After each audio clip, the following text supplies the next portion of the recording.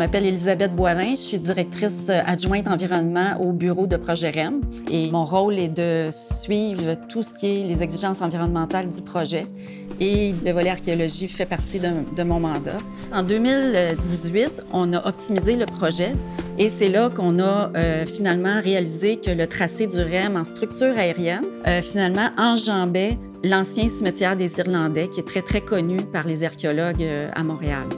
Le cimetière des Irlandais, donc, c'est un site où environ 6 000 Irlandais ont été enterrés en 1847. Ils sont morts du typhus. Le cimetière des Irlandais, là, donc, pour nous situer, il se trouve en fait sous la Roche-Noire qui est située sur la rue Bridge, à la sortie du pont Victoria.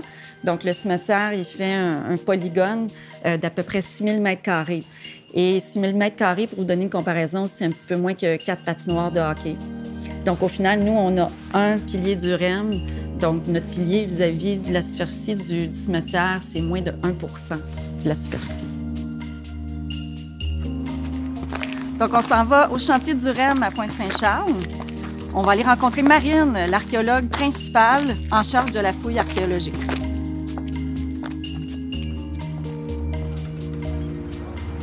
Bonjour Marine. Allez, Elisabeth, ça va bien? Ça va et toi? Oui, ça va. Alors, comment ça se passe? Ah, ben là, on va pouvoir commencer la première descente de la journée. D'accord. Et dis-moi, est-ce que vous aviez déjà fait ça, travailler à l'intérieur d'un pilier comme ça, d'un caisson? Non. Donc, c'est vraiment unique, là. Ça, c'est unique. Ce projet-là, il est unique sur bien des aspects, autant le contexte archéologique en lui-même. Puis la nacelle qu'on a développée, on va aller voir ça. On va aller voir ça. Ça, c'est notre milieu de travail, notre outil principal. Donc, on s'est assis avec notre entrepreneur Nouvelle Ère, avec vous, Ethnoscope, les archéologues, et on a travaillé en équipe pour développer cet outil-là. Donc, ça a été fait pour les dimensions du caisson. Ouais. Donc, explique-nous comment ça fonctionne. Alors, nous, quand on se prépare, on rentre dedans, on est équipé. Puis, quand la grue est prête, elle nous lève. Puis après, on descend tranquillement dans le fond du caisson. Puis arrivé dans le fond, on a un système de panneaux amovibles, en tout cas qui se relève en 6 parties. Donc, ça nous permet d'avoir une petite vue à chaque fois sur une partie de l'emprise qu'on fouille en ce moment. C'est très bien documenté historiquement, beaucoup moins archéologiquement. Puis là, c'est la première fois qu'on a une fenêtre qui s'ouvre sur le cimetière.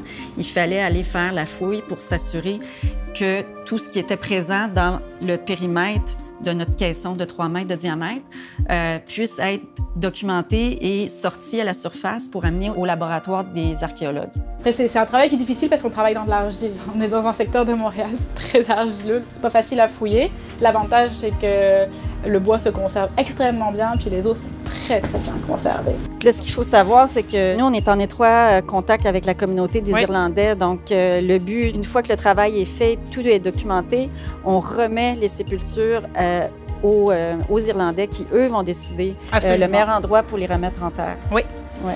On a très rapidement contacté la communauté des Irlandais, donc pour s'asseoir avec eux, leur expliquer les contraintes qu'on avait au niveau de la construction du REM. C'était très, très important pour nous d'avoir leur assentiment.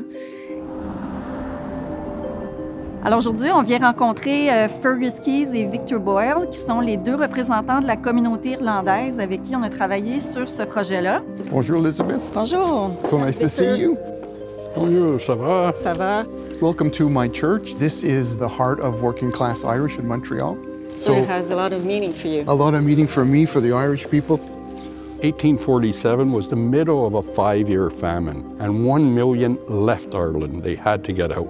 And when they came, they really had nothing. The only thing they brought with them really was a dreaded disease called typhus. At the end of the summer in 1847, Montreal, 6,000 of them had died. Now, in the early days, they were buried in a very formal manner in coffins, etc. By the end of October, November of 1847, they were being buried in trenches somewhere around the area. Bodies were just being thrown in at the end of the day. When we were first approached by REM with the idea that they were going to actually put a pillar in the area that we always considered sacred, there were a wide range of emotions and discussions that went on.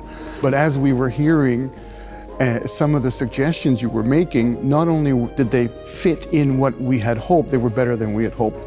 You gave us the opportunity to actually see the remains that were recovered from that area, and it was tremendously moving to us because now it's there, it's a person. I mean, it's somebody, you know, it's not one of 6,000. And every little bit of information makes it more real, you know. It couldn't have been handled any more better than that. Oh, wow. Well, it's nice to hear. We wanted to not only honor the Irish, but all the different peoples who came to help them in 1847 and who died helping.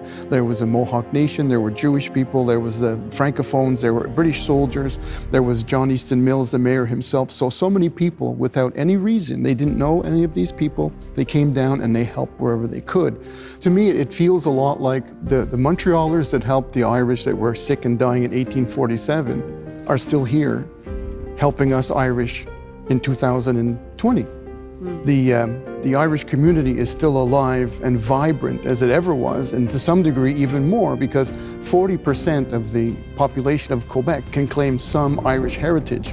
Except on St. Patrick's Day, when 100% of Quebecers claim Irish heritage. Absolutely. Je suis vraiment très, très fière de cette démarche-là.